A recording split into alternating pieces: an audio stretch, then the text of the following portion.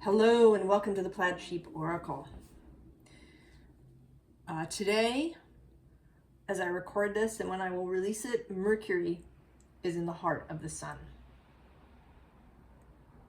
Mercury, Kazimi.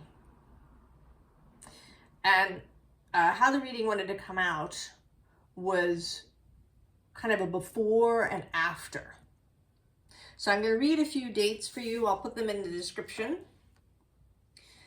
Because they're important. They're Mercury's meetings, the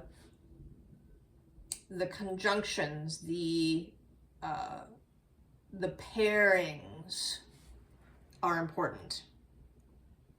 So the exact conjunctions. So today, March 24th, Mercury will meet the sun, 3:48 p.m. on the East Coast, all times are East Coast US, at 4 degrees 24 minutes. Then he will meet Neptune on March 29th, which is the day of the solar eclipse. Although this meeting is at the end of the day, 10:46 p.m., but they meet at 29 degrees, 59 minutes, 8 arc seconds. So they're in that last final anaretic degree of Pisces. And the following day, on March 30th, Neptune slips over the border into Aries. Then Mercury meets the North Node on April 4th, 2:53 a.m. at 27 degrees, 17 minutes. And at that same time, Venus will be at 26 degrees and Saturn at 24 degrees, all of Pisces.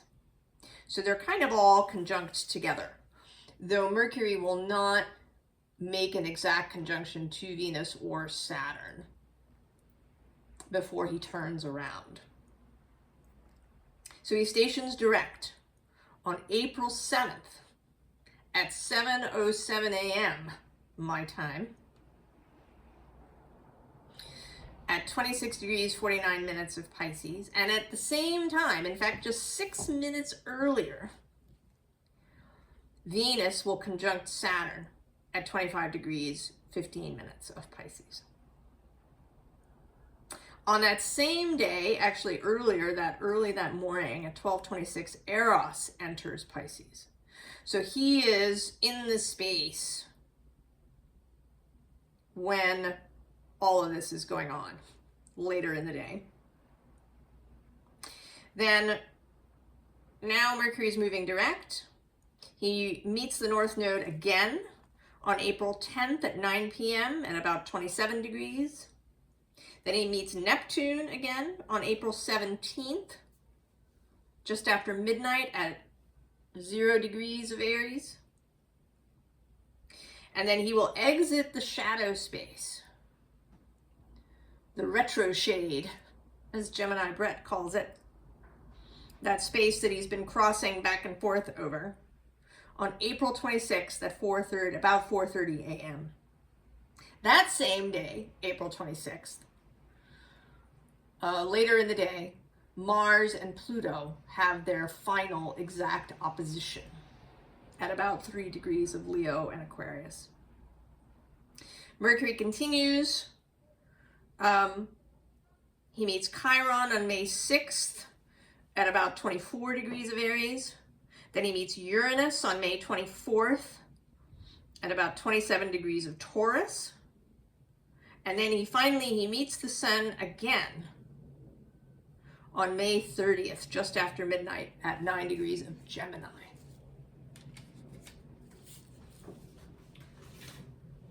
And how this is coming through is that he's got this energy as he comes in. He has this moment with the sun. And then he comes out the other side. And as he's meeting these other planets and points, he is calling to them. He is wanting to recruit them. into this message that he formulated, that he and the sun came to when he was in there.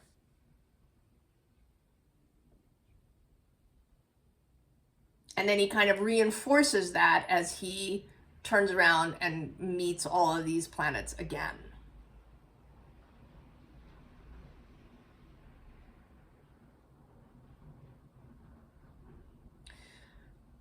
So in the before,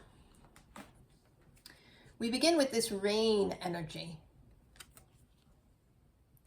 And how it's coming through today is desire.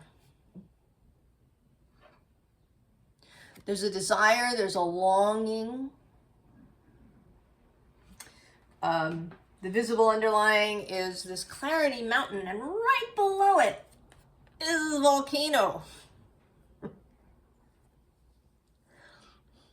So there's this, right, this kind of peaceful outside energy, but then this is right below. And below that, actually, we're going to go one more to the moon and to the cave, right? So we see that all three of these have this, and in fact,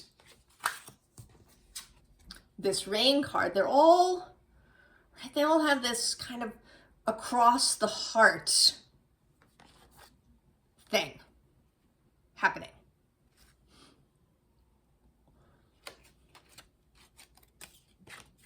So there is, and then I'm going to go one more, actually, I'm seeing it now, is electricity, right? This electric shock to the heart space.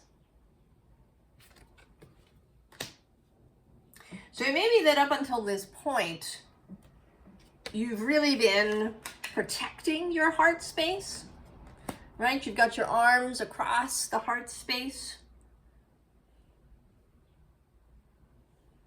I think you probably have been, you know, opening up in some way. You know, we're all in this zone of moving towards a more open life, a more undefended life. And that these seem to be the last moments. You know, there's this longing, this volcano, this moon, right? That you've been living in the cave for a long time. But this has been happening. This desire. And then the unseen underlying is this equator card, which is not coming through as making equal, but as coming to terms with. Coming into acceptance of what has been before.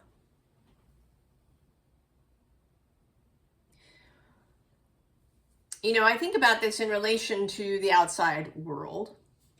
And I was watching a little snippet of someone's astrological kind of reading for the world as we come into the eclipse, including, you know, the United States. And I was thinking about how we are held in place by the past. That we're in such resistance to what is. And I think this is one of the hardest things, in a way. Abraham talks about this a lot. You have to make peace with where you are before you can move anywhere new. If you're in resistance to where you are, if you spend a lot of your time pushing back against where you are, maybe you know, perseverating about what has been, or even about what is right in the moment. And sometimes, you know, this idea of reframing things, I think it can be useful. But I think that sometimes you can get caught in a loop of trying to reframe things as well. So I want to say, just stop, right? Accept, come to terms with where you are.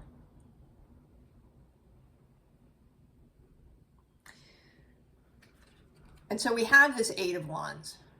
I mean, there's so much energy in these last several weeks. I mean, even, you know, I want to say in the last couple of years, we've been in this maximum, right, coming into a maximum solar cycle. There's this, I think, quite powerful pair of eclipses that are happening now. There's all these planets, major planets, shifting energies.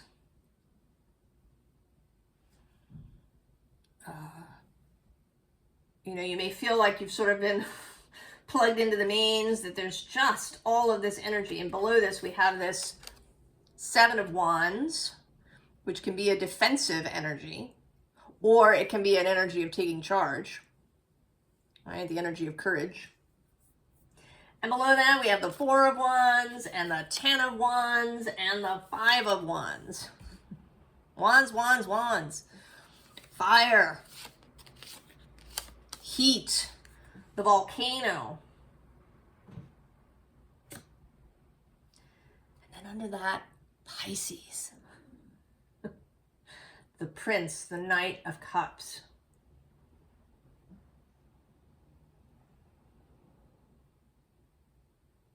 This energy of finding center, finding a kind of core of peace that can exist within you.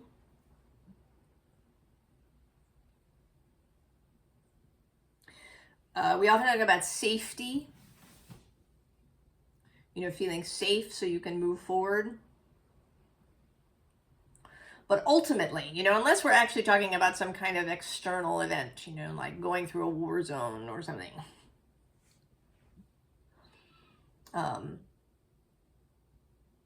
where there's, you know, actual physical safety requirements. Safety in life, you know, in relationships, in even in money, and in all of these things, or right, like feeling safety has to come from within first.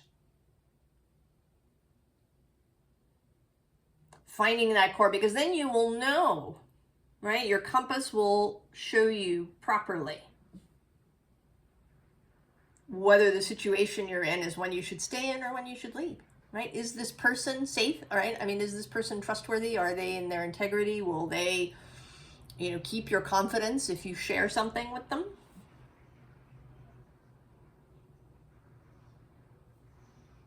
All right. It's up to you to know that. Right? It has to come from within first. So we have the Three of Swords.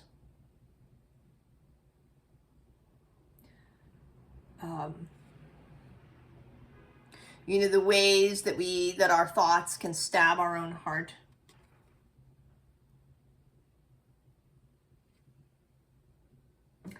And then this King of Pentacles, King of Discs, and you know, he feels a bit like us, right, in the status quo. Now, an interesting, a thing I didn't mention, and I actually don't know the exact date. It's, I think it's sometime tomorrow. Mercury will also make a sextile to Pluto in Aquarius.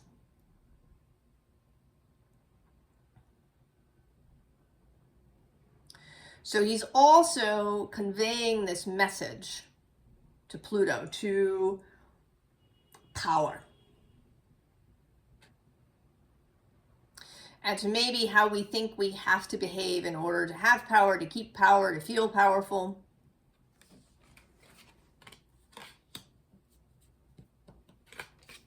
And then we have change.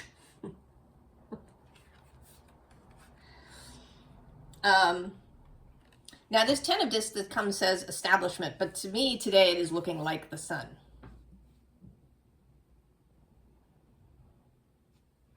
Right? There's this desire for change. I feel like this emperor, this king of discs, is looking a little wistfully at this change. You know, he's got this earth, this thing he's been hanging on to, and maybe it feels like a real weight. And he's looking wistfully at this idea of change. There's this desire, this longing for something that is different.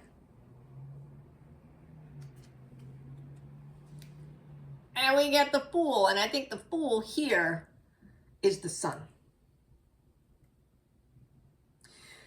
The Sun has already met Venus. They've had their beautiful conversation. So the Sun has advice. And what's right below is the Two of Cups. And also actually this Two of Earth, which for me is, right, she's a master of the Earth realm, or she's learning to master the Earth realm, and it's an energetic mastery. Right? These pentacles are glowing, and there's this sun kind of being up here. Learning to harness energetic change first before the earth shift can happen. And then right below her is the Queen of Fire, Venus and Aries, and the High Priestess.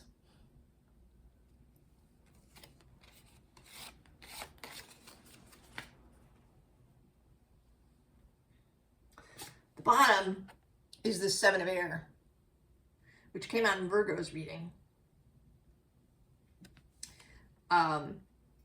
Right, as the others. And they may be, you know, this call, right, is to all who may come. And some will go and some won't. The Ace of Fire. Here coming through definitely as, right, as a lantern, as a light that you can pick up and take with you. The light to guide you, the light provided by the sun.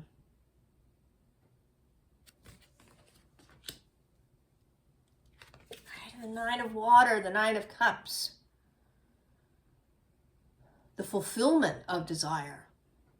The mastery also of this emotional and creational realm.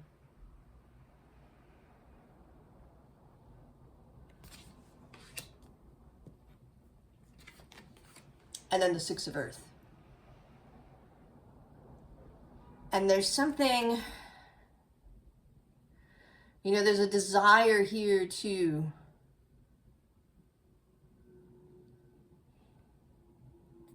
A desire to not be,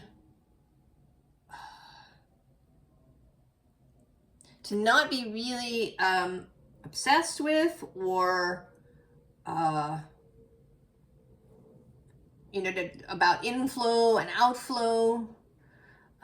You know, to not see the world in a kind of accountancy way with a bottom line and, you know, making sure that everything is balanced, that what is coming in and what is going out is always exactly the same.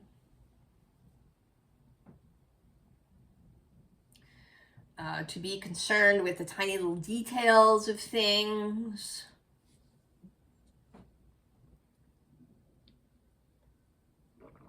All right, this Virgo Pisces axis story. Mercury is Virgo's guide.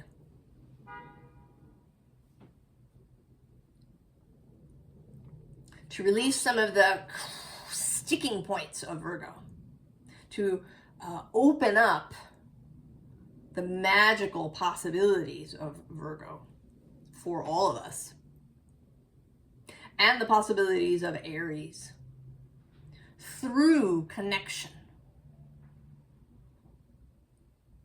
Right? It's through connection.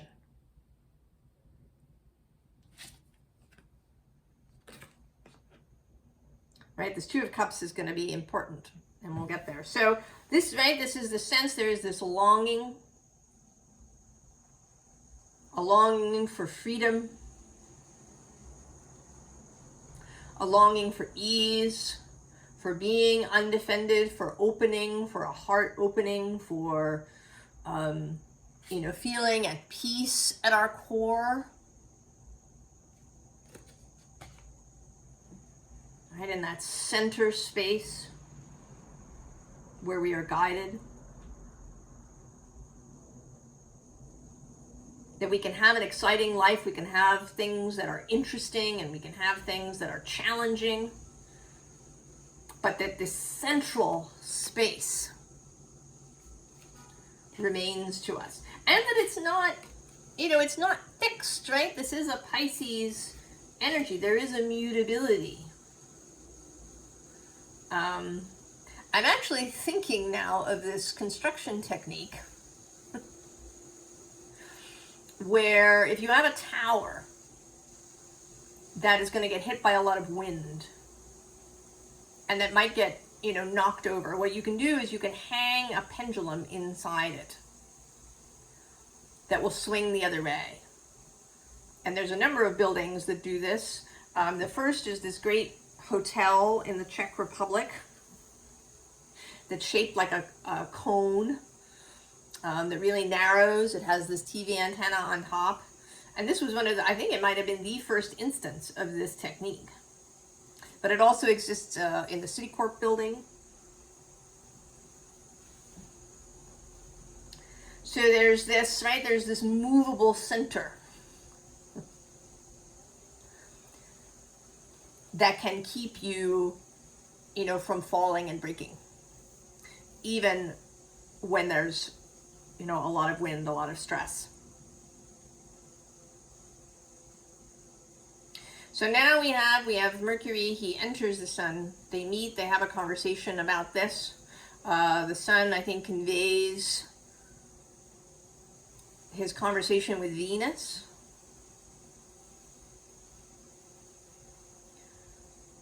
And then we have Mercury's message coming out the other side. And the first card there, not surprised to see it, new chapter.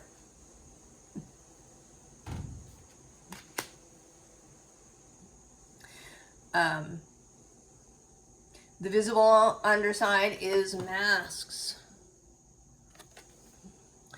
But it's not really, right? She's not deeply hidden. And below her is this eagerness card. And actually right below that, I'm going to show believe in magic.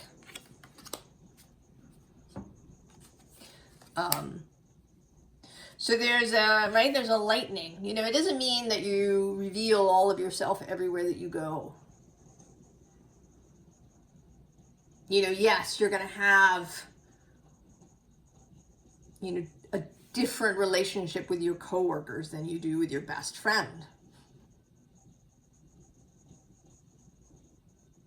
But the mask is flexible. It's not hard.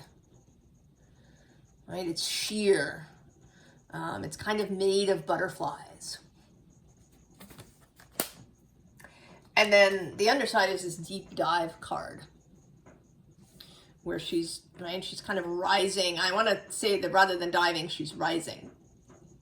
And in fact, this morning when I did my personal reading, she came out in reverse. I don't normally have reversals. She was the only card in the deck upside down, and she came out for the reading.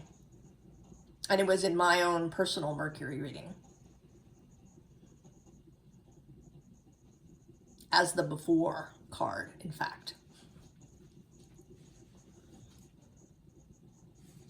So the after, right, is this rising out of the earth, coming out of the cave. Oh, see, and I went, I mean, below, right, below the electricity, there's adventure, there's passion, there's the storm, breath,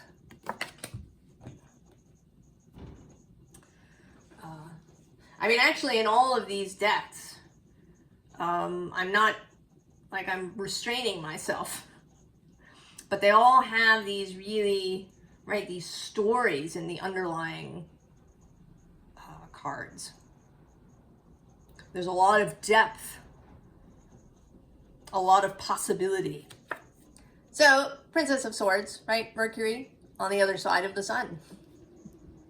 The new story, the new message.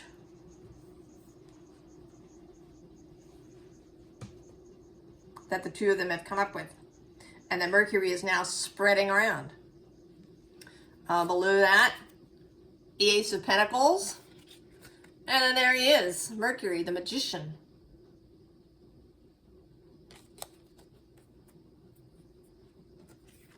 We have the Chariot. Moving forward. We have Judgment. This transition into the new space. The new possibility, the dream made real. And then the Two of Cups again. And it came out with this Eight of Wands hiding under it.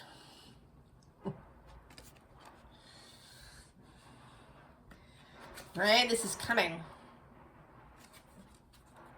But this is kind of a, right? It's a light Eight of Wands. There's a lightness with all these birds in flight.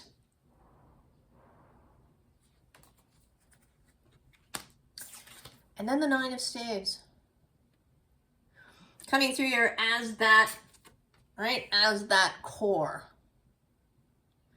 That ability to come to ground, to be resilient in the face of the Eight of Wands.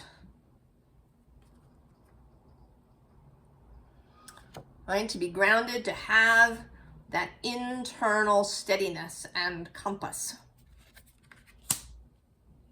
And this is not to say that you live life in this forever flat place. You might have moments of, where you get really angry and you kind of blow up. Or you have a really good cry, or, right? It's like something is frustrating. But your ability to come back to center is much improved.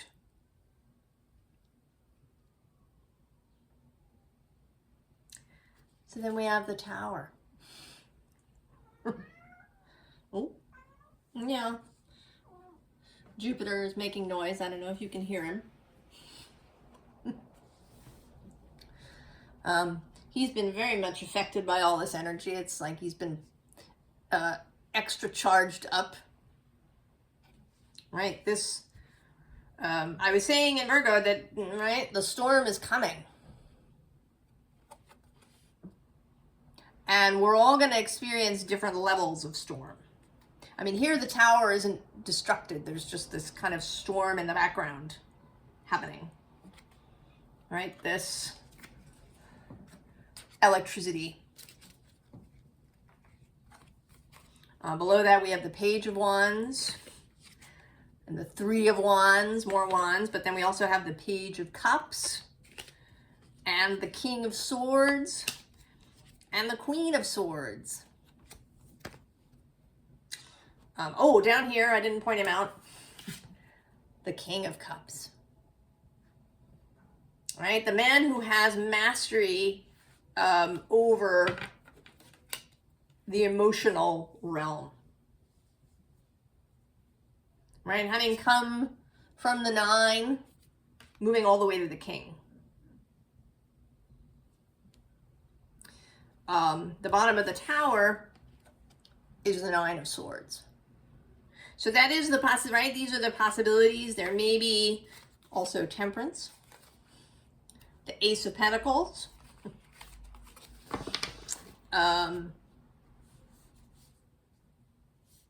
There is the storm that's coming. And how we all choose to respond is what's going to make the difference. Both, I think, to the level of the storm and also to how it turns out for us. Two of Cups for the third time.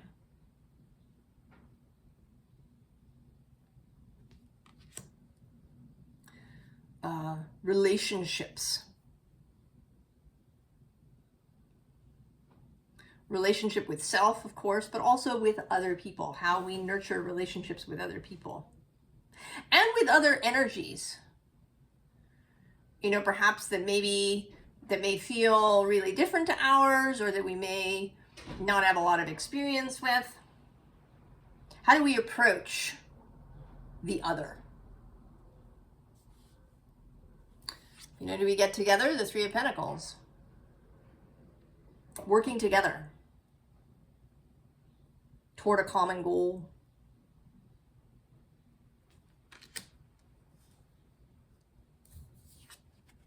The Ace of Swords. She feels a little bit like Justice to me. She looks like Justice in this deck, this field of tarot.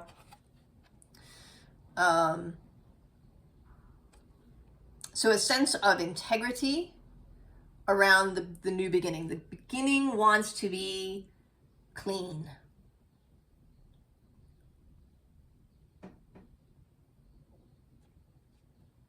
Right? The beginning wants to be in integrity.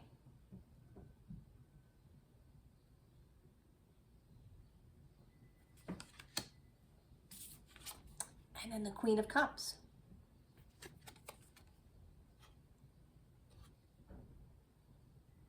A kind of, right? That internal, right? This. And here, as the Queen, you know, in an embodied way, in a way that really minds the experience of others, you know, not that you feel responsible for it, or, you know, that you're going to people please, but that you're aware, that you're mindful, that you choose to understand, you know, if somebody flies off the handle at you.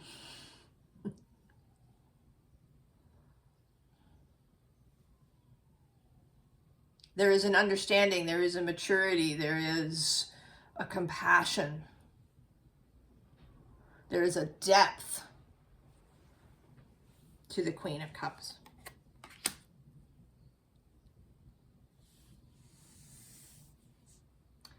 So, before, after, and then advice. So what we come out with is this: have tea with the birds. The visible underlying is court the subconscious. And then the bottom is learn from the bees. And all of these are cards of communication. Right? Birds, bees, right? This touch, this mirroring energy. And Mercury is, right, a card of communication. We also have embrace self-compassion.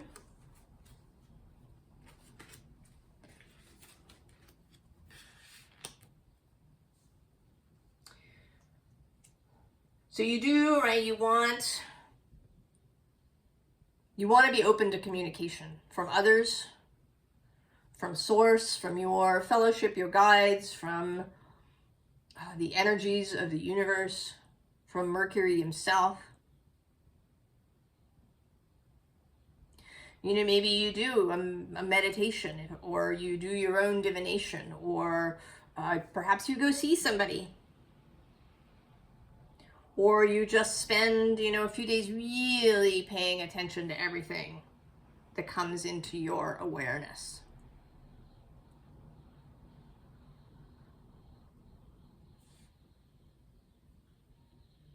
What are the signs? What are the synchronicities? What are people talking to you about?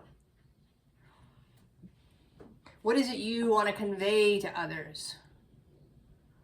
What is in your heart? What is in your mind? We have the Ace of Wands. Right? You're carrying your light. Carry your light. Carry it aloft. Carry it visibly.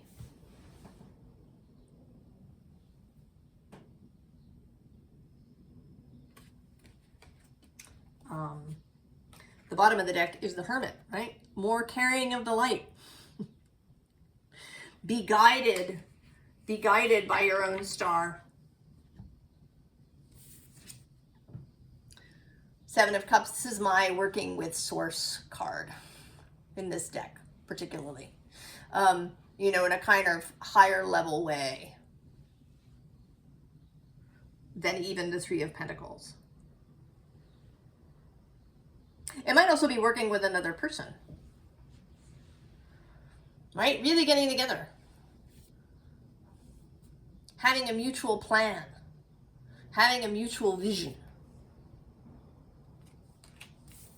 Two of Cups for the 4th time.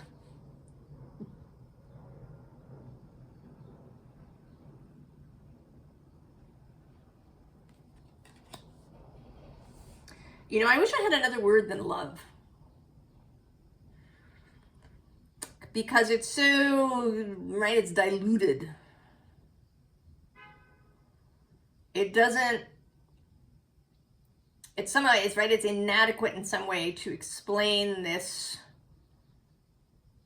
energy that wants to come through from this moment.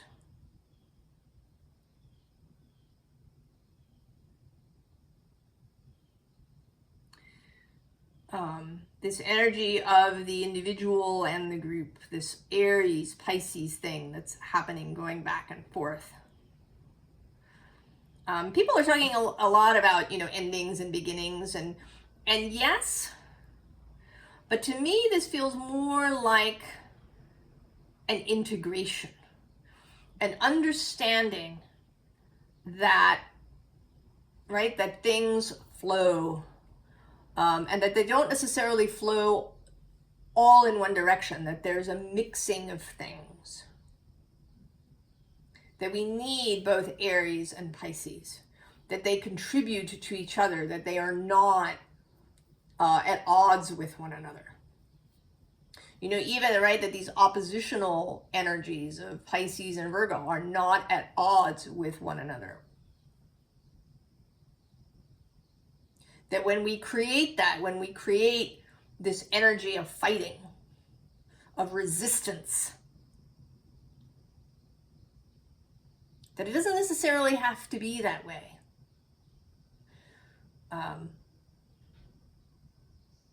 Or they can be done mindfully, right? That, because I think that it can be exciting, right?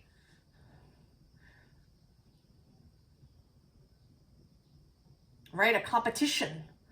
Even a battle, right, can be exciting. And I think that as humans, we want all of these energies. But that there are ways and ways that these things can be accomplished. You know, that don't leave destruction in their wake.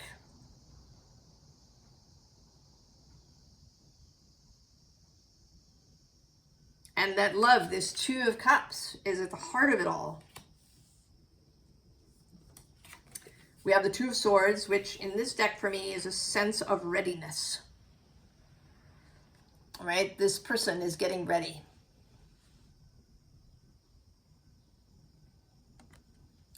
Right, they're knowing their own heart. They're knowing their own mind.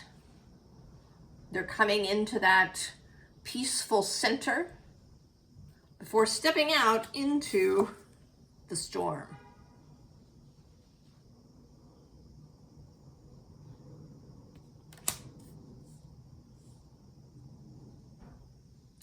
Now I did, the Two of Cups came out in every tarot deck except this one, so I went looking for it. And I found it here, this union. On one side of it, Six of Swords, King of Swords, High Priestess. Seven of Discs with perseverance, resilience. Ace of Cups. Moving through the Eight of Swords.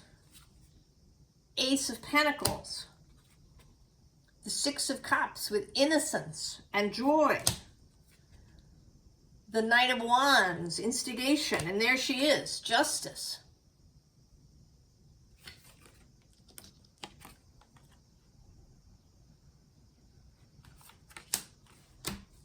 And then the Moon. And that's one side. And then the other is the Knight of Swords, Gemini, Mercury, determination, the Ace of Swords, again with clarity, the Ten of Swords, right, a completion, the Page of Swords with curiosity, the Seven of Cups showing up, choices, the Nine of Swords repeating with a bit of fear, Page of Earth, manifestation, the Queen of Swords again, and the Fool. So there's this depth of story that, right, it's not a single thing.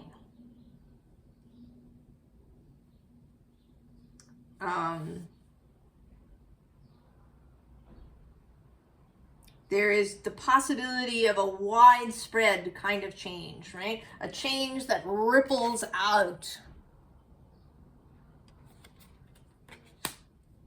It could begin with this one little moment, but like all astrological events, you know, there's a rippling out. They're all interconnected to one another. We kind of talk about them separately because it's difficult to, right? You'd be here for 3 hours in a reading. But I think that it's important to remember, there is, right, in this Masks card, there's this sense of, right, this sense of a flow, of being immersed in something.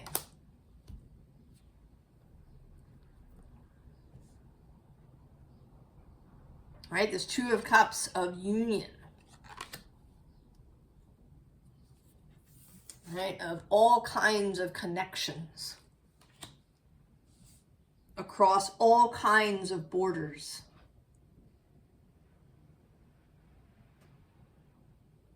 Right? That many of these cards want to have, you know, multiple messages and meanings.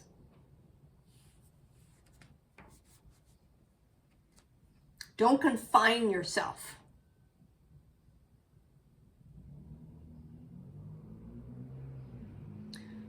Leave the possibilities open.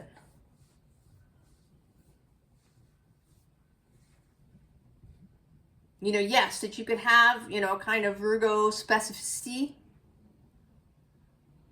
You know, this is what I want. But to not lock that in, like in cement.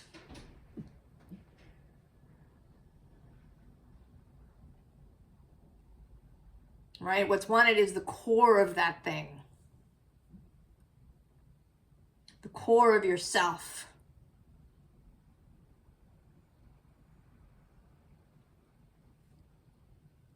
I'm going to stop now, Mercury, because I feel like I could just keep talking in this way for another half an hour.